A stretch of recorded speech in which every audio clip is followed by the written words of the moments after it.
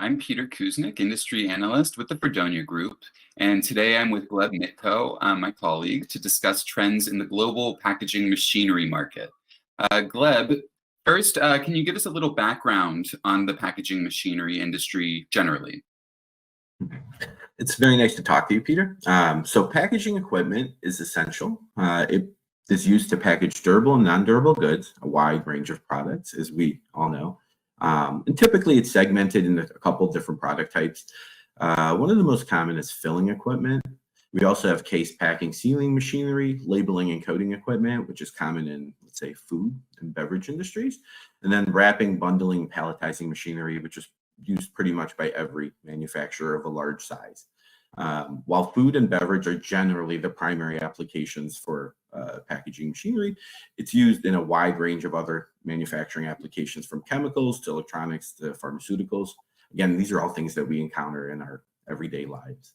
The last decade has seen a lot of change for the global packaging machinery industry.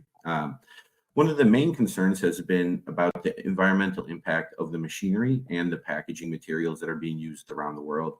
We can see it in growing concerns about climate change, plastic waste. The plastic waste issue is really important in Asia, where there's a lot of problems with plastic in the ocean, washing up on beaches in countries like Thailand and Indonesia. And they've taken really drastic action in recent years to address those issues. We've also seen an increased focus on technological innovation for manufacturers of packaging machinery. This has become a leading competitive factor in a lot of countries and markets, and companies are working to develop the next generation machines to position themselves for future success. There's a lot of strategic investments being made in artificial intelligence companies and advanced software, and lots of other kind of technologies that can be used in this strategy. And then we've had a lot of regulations strengthened around the world during the last decade that have increased the use of packaging materials, the quality of the packaging materials, and that's driven sales to some extent. We can see in mature markets the strengthening of regulations, for example, for food products, and then in developing countries, we can see the growing use of packaging materials in, for example, shipping. In India, it was quite common for products to be shipped several years ago without any packaging materials. Okay. So you see these trends really transforming the industry. We've also had the impact of COVID, which has been kind of a major factor. And it's had an impact in a number of different ways. First of all, it kind of highlighted the vulnerability of global supply chains and the growing importance of workforce issues. And it stressed the financial resources of companies. So that really transformed how they thought about packaging equipment, how they spent money on equipment. It forced them to cope with a variety of new realities, and that really did have a lot of change for the industry in recent years. So I think that kind of positions us to look forward a little bit. And we can see that with the pandemic shedding light on the importance of packaging, whether it's being used to package vaccines, personal care products, companies have looked to new technologies to a much greater extent. One of the things, for example, in the context of the COVID pandemic, a lot of companies were involved in the development of the vaccine. One of the key leaders in the packaging industry is the Marcassini Group of Italy. And in their run-up to in their response to the COVID-19 pandemic, they worked with Russia, Taiwan, and a number of other countries to develop vaccines. Their machines that they manufacture actually are very high performance and high capacity. For example, they have specialty pharmaceutical lines that focus on ultra clean packaging applications, and they include HEPA filters to reduce any kind of contamination. And these are the kind of machines that can take up to a year in some instances to produce. So these are very expensive, major investments, and without these, it wouldn't have been possible to develop the vaccine and distribute it effectively. The Marcassini Group opened a new factory in 2019 for the development of this type of equipment. So it was really well positioned to respond to the pandemic because its new factory specialized in pharmaceutical applications specifically. So we really had two things come together, and it sheds light again on the importance of the industry to us, and from our personal items to kind of dealing with serious issues like the pandemic. I think going forward, also, we can see that there's some things like the pandemic that are almost impossible to predict. I mean, with any kind of certainty. But on the other hand, we also have items and trends that we can look at that will have a profound impact on the industry that we already kind of know. And in years to come, these are just some things that we should be looking at. I think in the near term, we have issues with inflation and supply chain issues. So that's really caused disruptions in procurement of major packaging systems. As I mentioned before, some of these systems might take a year to produce. They're complex to deliver, and with shortages of some products, higher commodity prices in some instances, and short backups at ports, it's just slowing down the industry to some extent. We also have the ongoing conflict in Ukraine. That's had a profound impact on manufacturing in Europe. We also see it extending beyond that region. We see it impacting energy prices, commodity prices, and that impacts the bottom line of companies around the world. So that's going to impact the way that they spend on packaging equipment and make strategic investments. This kind of uncertainty is always problematic for major purchases of equipment. The other issue we have ongoing that's in the near term that's still important is trade disputes. So we have the shakeout from Brexit is still not completely finalized, and that's going to continue to have an impact on that country's needs for packaging equipment, but trade with Europe and the way that packaging equipment is bought and sold in the region. We also had the tensions between China and the US, and those haven't really gone away. They're not at the forefront as much, but none of the major issues have really been resolved. And that potentially could have a major impact going forward because the US and China are among the top 5 producers of packaging equipment. And this industry is particularly concentrated. We also have the ongoing impact of the COVID pandemic. While a lot of countries have gotten a better handle on it, it will continue to impact the bottom line of companies, their operations, their costs. And this is something just to keep an eye on. At the same time, they will continue to encourage the shift towards more advanced equipment and increased interest in automation. So the impact is not necessarily all negative, but it will continue to be something that we have to look at. I think in the longer term, one of the things we're going to see is surging e-commerce around the world, which is going to change how things are made, bought, sold, and shipped. And that's going to have an impact, whether it's new factories that are being built to serve different markets or companies increasing their packaging material use because they're going to be shipping these products further. That's going to be something to definitely keep an eye on and make sure that it's taken into account when we conceptualize the industry and think about how it's going to change in years to come. The technological innovation in the global packaging machinery industry will continue to accelerate. Just the incorporation of advanced technologies from sensors to software is going to pick up as these become more widely available, as the number of companies that offer advanced machinery increases. You also see intensifying competition, which is a major driver of innovation. And on the operator side of it, companies have been moving towards greater customization for their packaging configurations and towards more innovative packaging configurations as a way of attracting customers and kind of differentiating themselves. And that's something that's definitely going to impact innovation in the industry and drive companies to roll out new packaging equipment that's more capable, more efficient, even safer in some instances, depending on what they're trying to do. And I think the final major factor to keep in mind is the shift towards automation. And that's something that's really big in the global packaging machinery industry.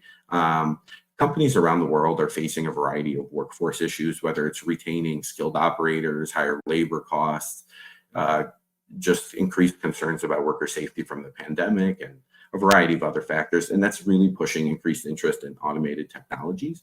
And we see that in a variety of countries around the world. And that's something that is really going to accelerate in years to come. And this is definitely going to be a long-term trend, but it's already having a short-term impact. And this is definitely something that we will be discussing and looking at for years to come because it's driving increased interest, but it's also pushing companies to replace older machines that aren't as capable. And this is often driven in part by adoption of new regulations in countries. So we'll definitely be keeping an eye on that. And I think the final just conclusion to the presentation would be more the idea that the global economy is going to continue to change and evolve rapidly, and companies are going to have to respond to that. And packaging machinery is an essential function that plays an essential function, and it's going to continue to be a serious concern for manufacturers around the world. And going forward, we're going to see changes in the use of this machinery, and it's something that's going to change pretty rapidly, I think. And these factors that we just discussed a little bit are something that's shaping the trends that we're going to be discussing for years to come. Interesting. In my own research, I read a lot about packaging and, material mix and the shifts occurring in materials are having a big impact on packaging demand. And I'm curious, how are these shifts in packaging materials impacting the packaging equipment industry?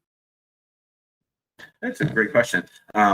For a company that's shifting to a different packaging configuration or material, it really is a fundamental change. In a lot of instances, that will require new equipment. And a lot of times, because these machines are customized to particular manufacturer's specific needs, that requires some time to put in place. It's a more complicated process than just kind of flipping a switch and saying we switch to a new packaging material. So that definitely is a big concern. And we see that in particular with green packaging materials and the shift towards materials that are less polluting, more recyclable. In a lot of instances, they will require their own packaging equipment or a different production line, packaging line.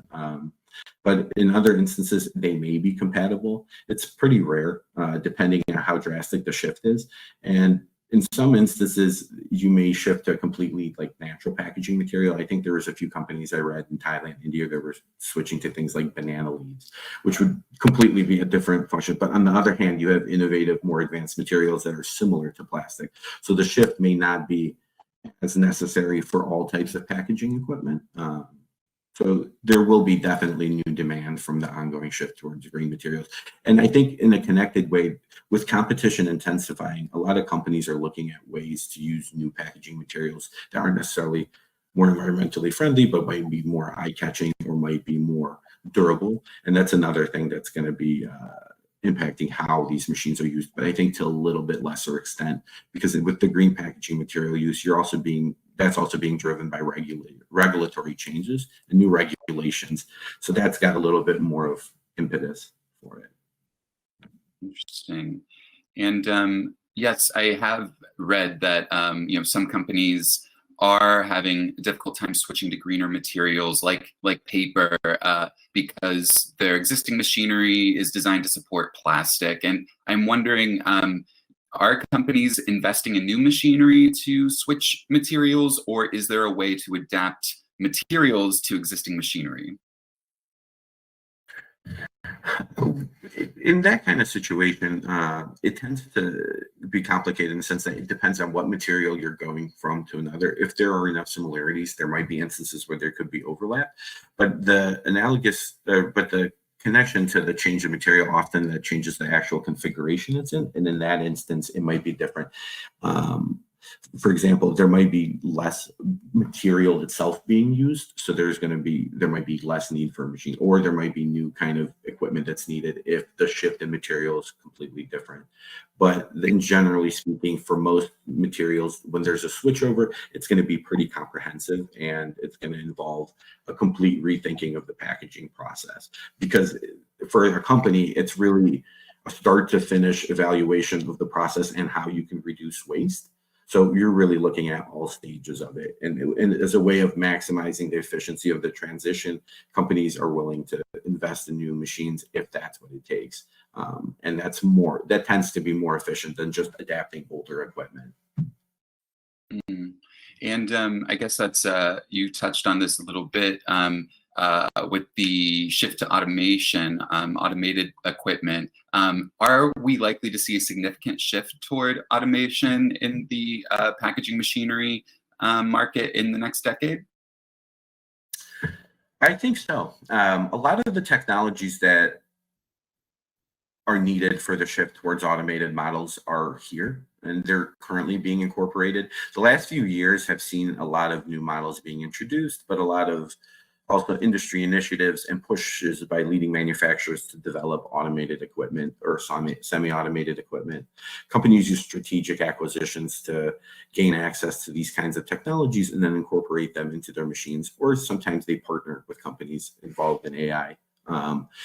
The interesting thing about this is we definitely will see it in a lot of the mature markets because of the greater and greater importance of workforce issues. But we've also seen automated models make inroads in countries like India and Thailand and China. These countries face their own workforce issues, such as the availability of trained operators or ensuring the quality of the packaging material and the packaging configuration is greater. So there we're seeing this shift as well. And this shift is often in these countries complemented by industry initiatives or by government actions to kind of advance as a way of supporting the economy or the industry specifically and making it more competitive globally. So the inroads of AI will also be aided by by countries supporting their manufacturing sectors and companies in their country. Cool. And can you talk a little bit about the packaging machinery industry? How is it different from other types of industrial machinery? One of the interesting things about packaging equipment production is it's really heavily concentrated in 5 countries. If you compare that to other types of machinery, they're much more widely manufactured. If you think agricultural tractors or forklifts, you'll find production around the world. But because all of the manufacturing capabilities are concentrated in the US, China, Germany, and Japan and Italy, you have high levels of international trade. Most other countries rely on these and a handful of other nations to get their packaging equipment. So you have very high levels of international trade. Also, the leading companies, they all tend to specialize or focus, or the leading countries, in terms of packaging equipment, tend to focus or specialize in something a little different.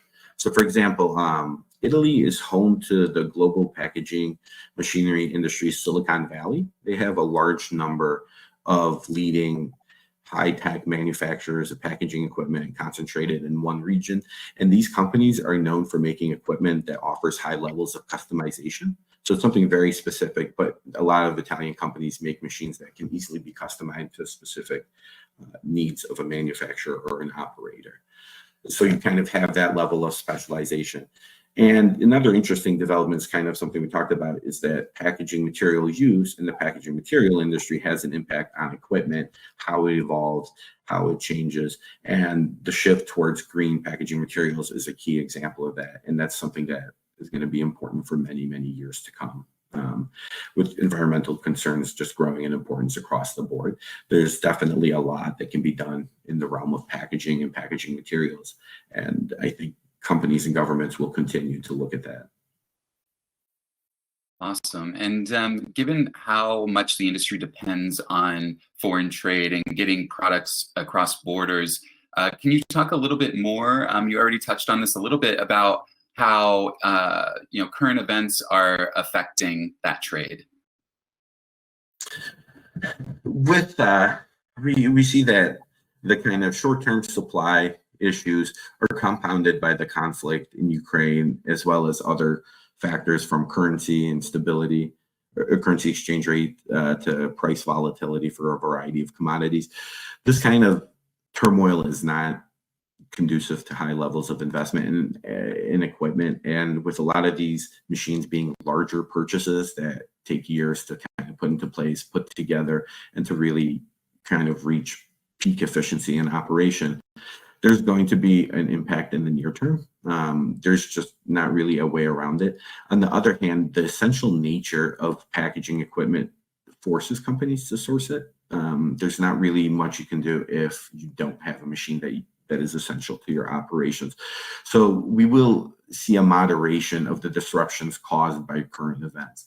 I think the other factor will be the profitability of companies going forward and how fast the global economy kind of turns around, with a lot of advanced technologies costing a lot of money and being major investments for companies. This is typically done to a much greater extent during times of stability and growth. And if we see a period of strong economic growth in the wake of the pandemic, this will be very, very conducive to the adoption of advanced packaging technologies like automated models. Very interesting. Well, Gleb, thank you so much. Any final thoughts to add? I really appreciate you talking to me, and I hope this talk at least interested people in global packaging machinery, because it is very dynamic and there's a lot going on, and it plays an essential role. So it's something that's important to, I think, a wide range of companies, and doesn't get mentioned very often. Yeah, it's definitely an overlooked kind of, or taken for granted kind of industry. And I look forward to reading your study on it. Thank you again so much. Really appreciate it. Thank you.